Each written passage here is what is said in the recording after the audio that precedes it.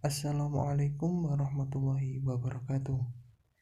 Dalam video ini, kami dari kelompok 4 akan sedikit menjelaskan tentang yang pertama adalah analisis grafik, yang kedua uji squamous dan kurtosis, yang ketiga uji Charkiw-Bera, yang keempat uji Kolmogorov-Smirnov. Dan berikut penjelasan dari kami.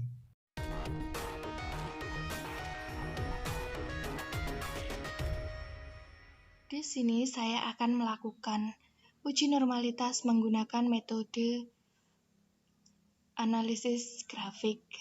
Sebelumnya, saya di sini menggunakan aplikasi SPSS. Langkah pertama dalam melakukan uji normalitas menggunakan analisis grafik yaitu dengan menyiapkan datanya. Di sini saya mempunyai data time series mengenai analisis pengaruh jumlah tenaga kerja terhadap banyaknya hasil output daging sapi olahan pada suatu perusahaan industri makanan halal. Di sini Y-nya yaitu hasil produksi dan X-nya yaitu tenaga kerja. Langsung saja kita buka aplikasi SPSS-nya.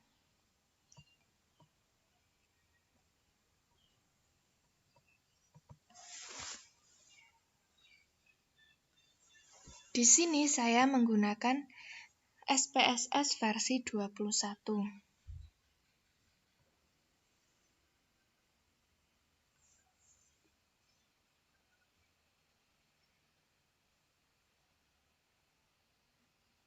Jika sudah muncul seperti ini pada menu variable view, kita ketikkan Y sebagai variabel dependent, desimalnya kita nolkan. Untuk labelnya tadi Y sama dengan hasil produksi.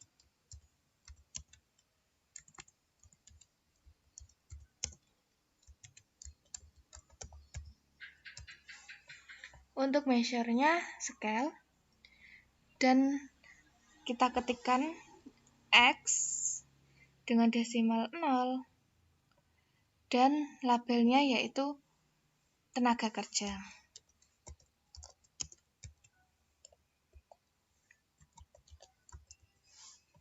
Dengan measure scale,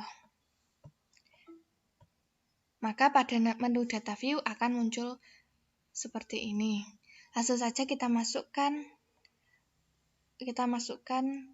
data yang telah kita punya tadi.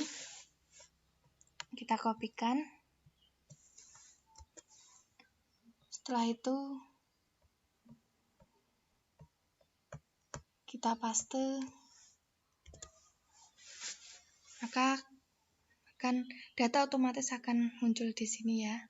Setelah itu langsung saja kita melakukan uji normalitas dengan analisis grafik, yaitu dengan pada menu analysis kita klik regression. Setelah itu linear, kita masukkan variabel Y pada dependent dan variabel X pada independent. Pada plot kita pada ini histogram sama normality-nya kita centang. Setelah itu continue dan OK. Maka akan muncul output seperti ini. Pada analisis histogram, jika lonceng terbalik dipenuhi oleh kotak-kotak ini, maka data dinyatakan berdistribusi normal. Dan pada uji yang saya lakukan ini, lonceng terbaliknya terpenuhi oleh kotak-kotak ini, maka datanya berdistribusi normal. Sedangkan pada p-plotnya, ketentuannya jika titik-titik ini mengikuti garis diagonal atau mendekati garis diagonal, maka data berdistribusi normal. Dan dari uji yang saya lakukan, titik-titiknya mengikuti garis diagonal dan mendekati garis diagonal, sehingga dapat disimpulkan bahwa data berdistribusi normal dan asumsi klasiknya terpenuhi.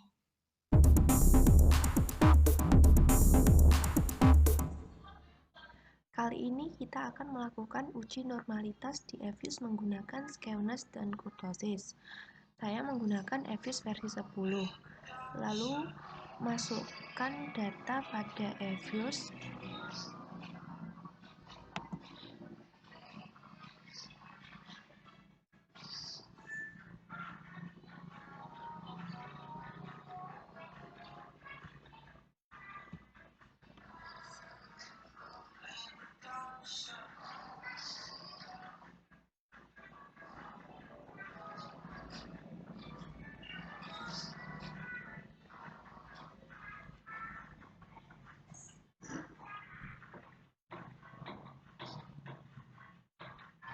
Langsung saja next.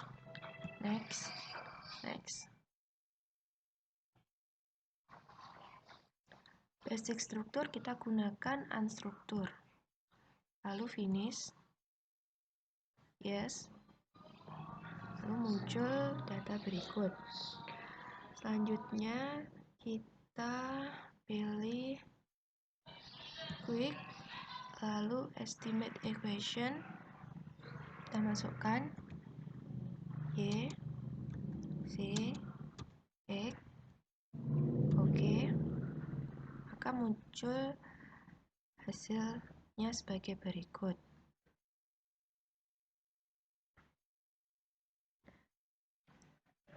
Setelah kita dapat hasilnya, maka lakukan yaitu uji normalitas, skewness, dan kurtosis. Pastikan koneksi internet tersambung ya. Lalu kita klik add-in, kita download add-in.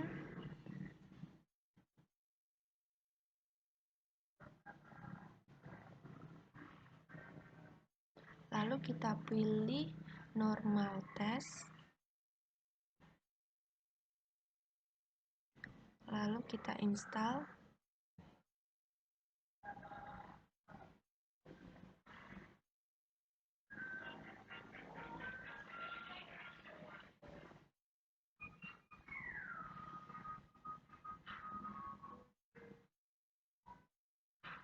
Pastikan semuanya tercentang, lalu klik OK. Oke, kita close. Lalu kita klik residu, bisa muncul. Lalu kita klik add-in, lalu pilih time series normality skewness kurtosis test. Oke. Maka akan muncul hasil outputnya sebagai berikut. Hipotesis yang kita gunakan di mana HO data berdistribusi normal dan H1 data tidak berdistribusi normal. Hasil dari uji tersebut diketahui bahwa uji normalitas skewness dan kurtosis memiliki nilai 0,406426. Dilihat dari probability-nya, maka jika lebih dari 0,05 maka HO diterima dan berdistribusi normal, atau jika probability-nya kurang dari 0,05 maka H1 ditolak dan tidak berdistribusi normal. Diketahui probability-nya yaitu 0,406426. Dari hasil tersebut maka diketahui bahwa HO diterima dan berdistribusi normal.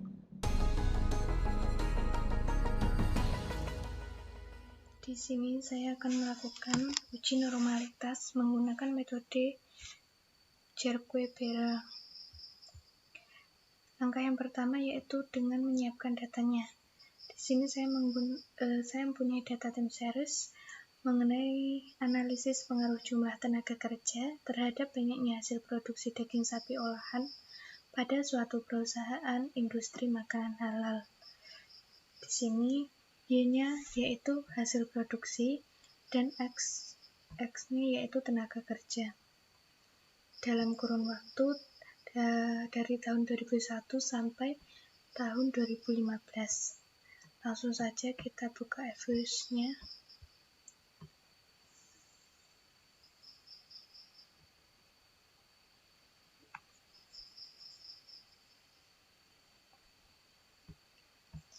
Kita klik Create a new Evius work file.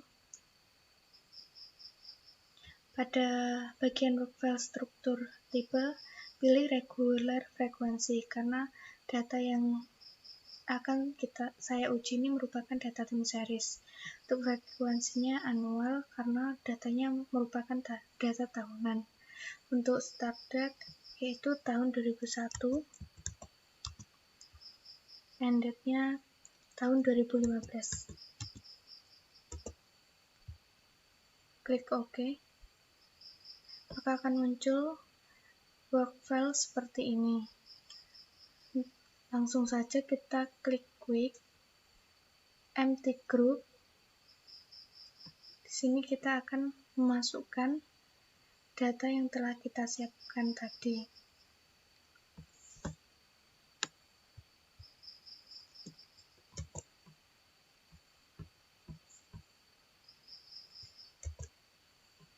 Selanjutnya kita kembalikan saja. Maka otomatis pada work file akan muncul seperti ini. Langsung saja kita analisis regressing dengan klik Quick, Estimate Equation, dan masukkan Y, C, X. Kita klik OK, maka akan muncul hasil analisis regresi seperti ini.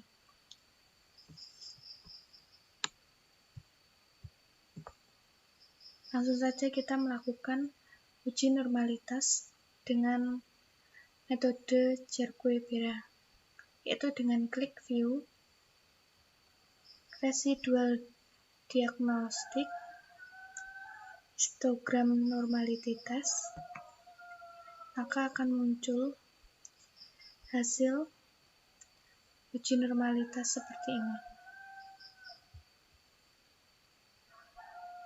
Pada uji normalitas metode Cerqueira yang saya lakukan di Evius tadi, diketahui bahwa nilai Cerqueira-nya sebesar 0,803804, sedangkan nilai probability-nya yaitu 0,669046. Hipotesis yang akan saya gunakan yaitu H0 sama dengan data berdistribusi normal, H1 data tidak berdistribusi normal. Dapat disimpulkan dengan kriteria uji Cerqueira sebagai berikut. Ketika dilihat dari nilai probability-nya, bila nilai probabilitas besar dari 0,05 atau ini merupakan nilai alfanya, maka H0 diterima atau data berdistribusi normal. Bila nilai probabilitasnya kecil dari 0,05, maka H1 ditolak atau tidak berdistribusi normal. H1 diterima atau tidak berdistribusi normal. Diterima. Di sini dari uji estimasi tersebut diketahui bahwa nilai probability yaitu 0,0669046 besar dari 0,05, maka HO diterima dan H1 ditolak, sehingga data tersebut berdistribusi normal atau asumsi normalitas terpenuhi. Untuk kriteria kedua yaitu dilihat dari nilai statistik uji Cerqueira dengan membandingkan nilai Cerqueira dengan nilai chi-square. Di sini nilai chi-square yang digunakan yaitu chi-square dengan derajat kebebasan 2 atau chi-square 2df pada taraf signifikansinya 5% sama dengan 51991. nilai 5,991 ini dapat kita lihat pada tabel persentase distribusi chi-square df2 dan persentasenya 0,05, yaitu nilainya 5,991.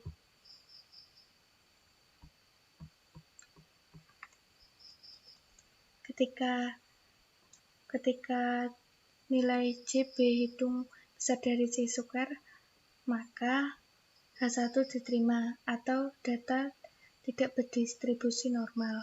Tetapi jika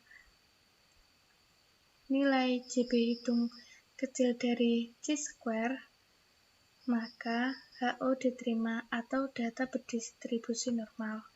Dari uji estimasi tersebut diketahui nilai Cerqueira sama dengan 0,803804 kecil dari 5,991, maka HO diterima dan H1 ditolak, sehingga data tersebut berdistribusi normal atau asumsi normalitas terpenuhi.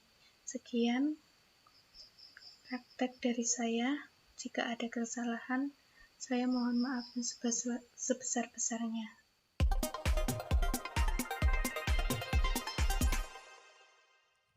Langkah-langkah menguji dengan Kolmogorov-Smirnov. Pertama-tama kita klik variabel view, lalu di nama tersebut kita ketik hasil produksi.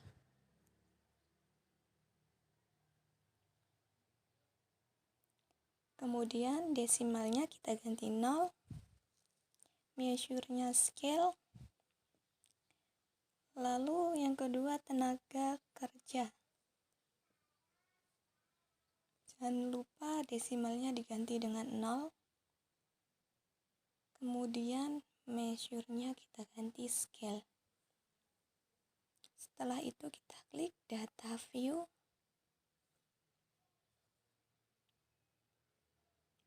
Kita rapikan dulu.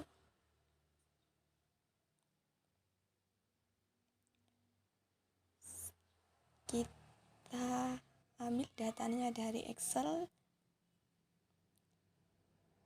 Kita copy datanya dari Excel tersebut ke SPSS. Kita copy saja. Kemudian kita paste.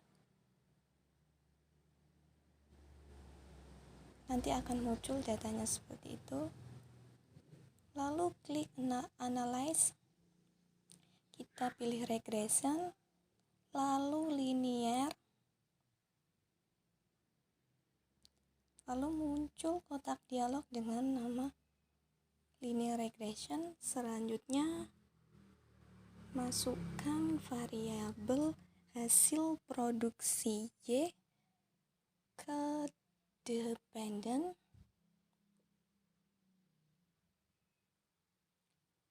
Sedangkan nantinya yang tenaga kerja itu ke kotak independen.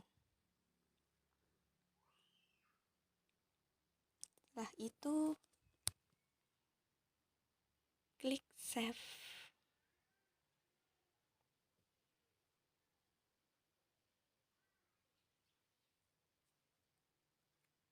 Maka muncul lagi kotak dialog dengan nama Linear Regression Save. Ini pada bagian residual, unresidual, unstandard itu dicentang. Jangan lupa itu dicentang. Lalu klik continue.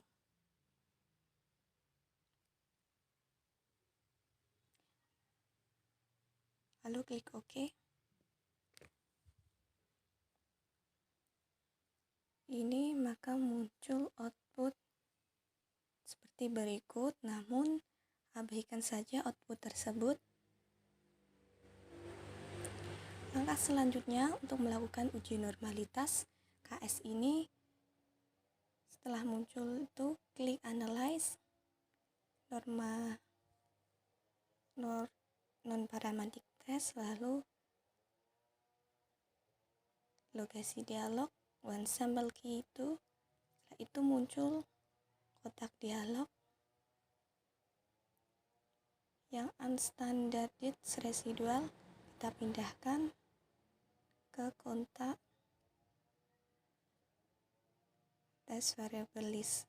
Kemudian jangan lupa klik centang terus OK. Maka outputnya muncul seperti itu, yaitu table output pada di SPSS one sample Kolmogorov-Smirnov. Itu asymptotically-nya itu 0,200.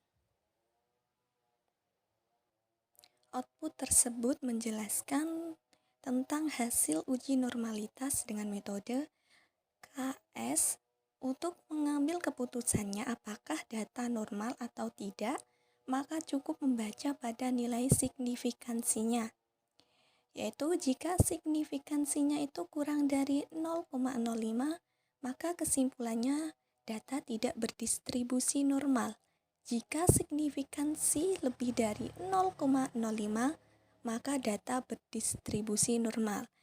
Lalu berdasarkan tabel output SPSS tersebut ini diketahui bahwa nilai signifikansi atau asymptotically ini sebesar 0,200,